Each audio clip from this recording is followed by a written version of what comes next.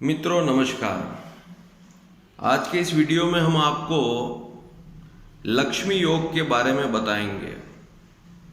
आपके सामने एक कुंडली है, उस कुंडली में सभी भावों के नाम लिखे हुए हैं। जैसे यहाँ प्रथम भाव है, ये द्वितीय, ये तृतीय, ये चतुर्थ, पंचम, ऐसे 12 भाव दिए हुए हैं।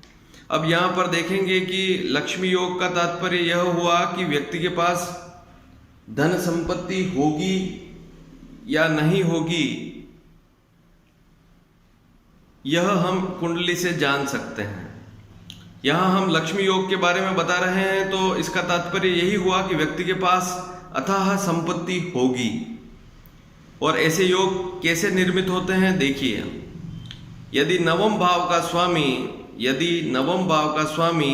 इन 4 केंद्रों में, प्रथम, चतुर्थ, सप्तम, दशम, इन 4 केंद्रों में नवम भाव का स्वामी बैठा हो।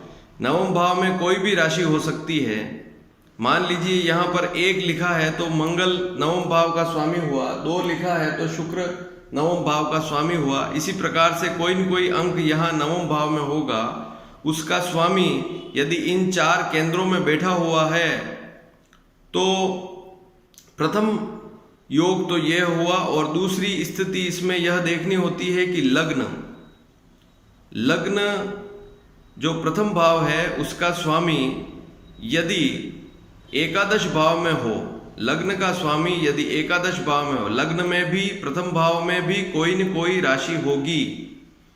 यहाँ प्रथम भाव है, प्रथम भाव में कोई न कोई राशि होगी। उस प्रथम भाव का स्वामी यदि एकादश भाव में हो, ये 2 स्थितियां, नवम भाव का स्वामी केंद्र स्थान में हो और लग्न का स्वामी एकादश में हो, तो प्रचुर धन संपत्ति के योग बनते हैं। इसके अलावा एकादश का स्वामी नवम में हो, नवम का स्वामी एकादश में हो, प्रथम का स्वामी द्वितीय में हो, द्वितीय का स्वामी दशम एकादश में हो, तब भी ऐसे योग बनते हैं। लेकिन मुख्यतः लक्ष्मी योग में नवम भाव का स्वामी केंद्र स्थान में हो और लग्न का स्वामी एकादश में हो तो लक्ष्मी प्राप्ति के विशेष योग बनते हैं।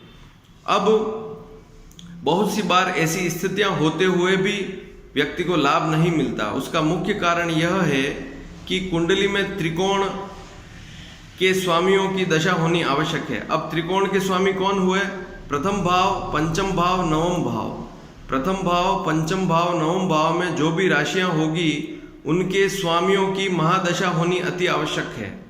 यदि प्रथम भाव, पंचम भाव, नवम भाव के स्वामियों की दशा नहीं है तो इस प्रकार के लक्ष्मी योग बनने के बाद भी व्यक्ति को लक्ष्मी की प्राप्ति नहीं होती है। यदि आप भी कुंडली में इस प्रकार के योग के बारे में जानना चाहते हैं तो इस वीडियो के नीचे कमेंट बॉक्स में अपना कमेंट अवश्य करें और YouTube पे इस वीडियो को सब्सक्राइब करके यहाँ पर अपने संदेश भेजकर आप अपनी कुंडली निःशुल्क दिखा सकते हैं। धन्यवाद।